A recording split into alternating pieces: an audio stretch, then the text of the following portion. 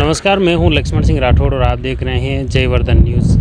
अभी हम आए हैं खमनोर की हल्दी घाटी, जहां पर मेरे पीछे देख रहे हैं यह एक भव्य स्मारक है, महाराणा प्रताप का राष्ट्रीय स्मारक है। लेकिन पर्यटन विभाग की अनदेखी के चलते इसका न तो प्रचार प्रसार हो पा रहा है न ही यहाँ पर मेवाड़ में जो आने वाले टूरिस्ट यहाँ पहुँच पा रहे हैं। यहाँ पर टूरिस्ट के लिए जो सुविधाएँ हैं वो कुछ भी नहीं है, न पेयजल की यहाँ व्यवस्था है, न यहाँ इसका संरक्षण किया जा रहा है। इसके चलते आज भी यह पर्यटनों की दृष्टि से पर्यटकों की काफ़ी दूर है।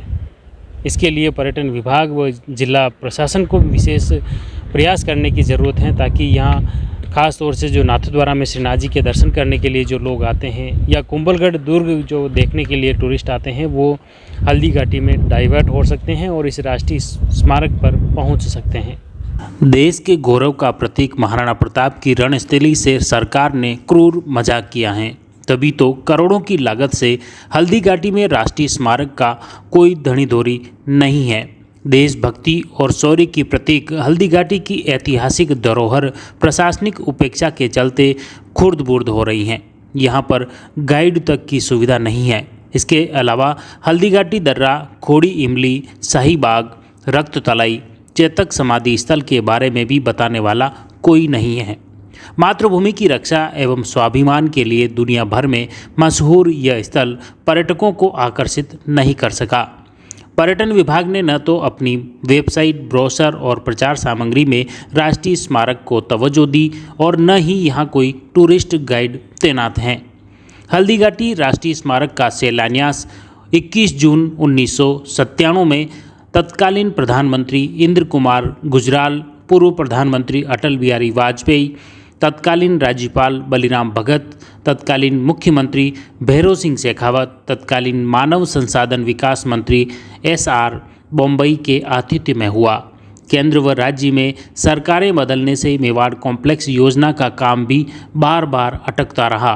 केंद्रीय लोक निर्माण विभाग और राजस्थान पर्यटन विकास निगम के साझे सहयोग में सितंबर 2008 में निर्माण पूरा हो सका। 2 approach road, open theatre, garden, parking, bathroom, toilet, परिधि की दीवार, फाउंडेशन, फव्वारा, स्टैचू आदि बनाए गए। निर्माण पर उस वक्त करीब 2 करोड़ 4 लाख रुपए तथा प्रतिमा निर्माण पर 11 लाख रुपए खर्च हुए।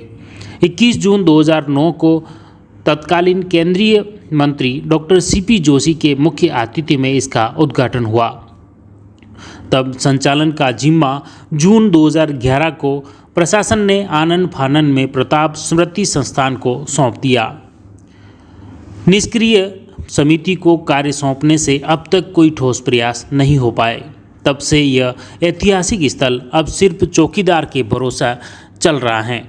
भौतिक रूप से रक्ततलाई, शाहीबाग, हल्दी घाटी दर्रा, चेतक समाधि स्थल और स्मारक पर पर्यटक जाते भी हैं तो वहाँ कोई सुविधा न है और न ही वहाँ के इतिहास के बारे में कोई बताने वाला है।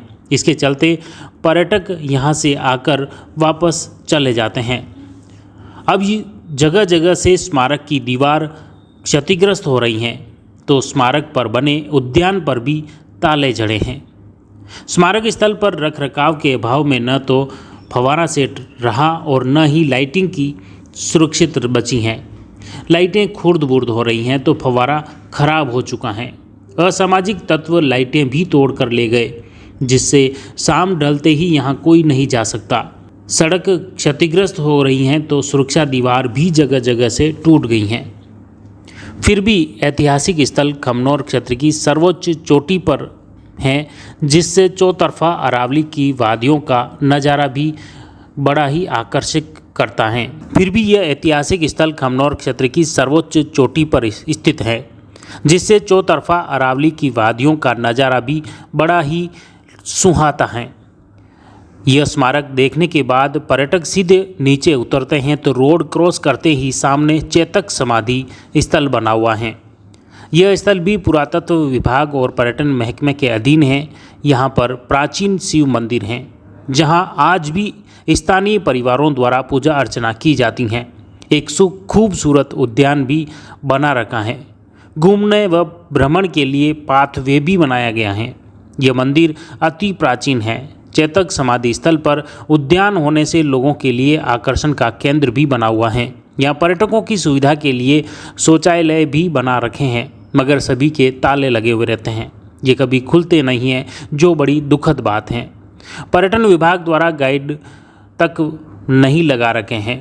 भारतीय पुरातत्व सर्वेक्षण विभाग द्वारा चेतक समाधि स्थल पर इतिहास की शिला पट्टिका भी लगा रखी हैं, जो इतिहास से रूबरू कराती हैं।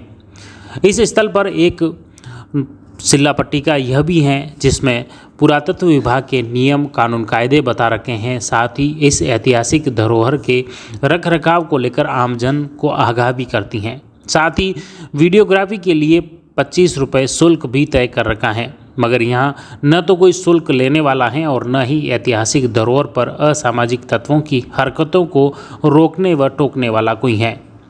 यहाँ से सीधे पर्यटक खमनोर की तरफ आगे बढ़ते हैं तो हल्दी घाटी दर्रा आता है, जहाँ पर 18 जून 1576 में महाराणा प्रताप व अकबर के बीच घमासान हुआ था।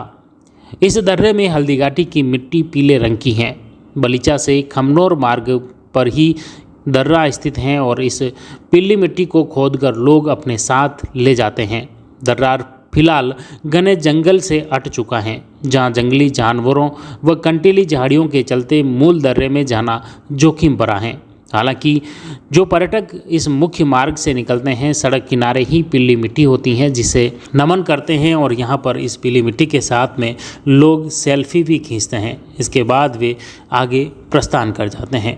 तो ये आपने देखा ऐतिहासिक हल्दी घाटी स्मारक, इसका इतिहास भी जाना, यहाँ की व्यवस्थाएं भी आपने देखी, किस तरह से एक आम जन के लिए देश दुनिया में जो कि आन बान शान व अपने स्वाभिमान के लिए जो जाना जाता है यह स्थल है। महाराणा प्रताप का नाम लेते ही जहन में राष्ट्र के प्रति हर किसी के व्यक्ति में राष्ट्र की भावना जागृत हो जाती है। ऐसे स्थल का संरक्षण बहुत ही आवश्यक है।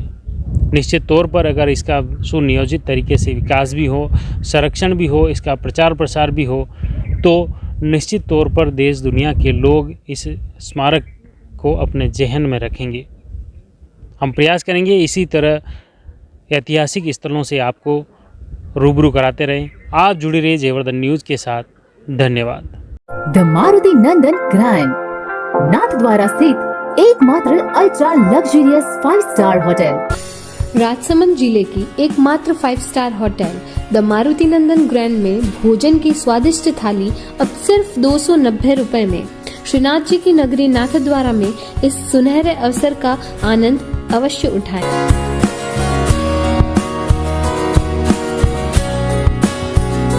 मारुति नंदन ग्रैंड, थिंक नाथद्वारा, थिंक नंदन ग्रैंड।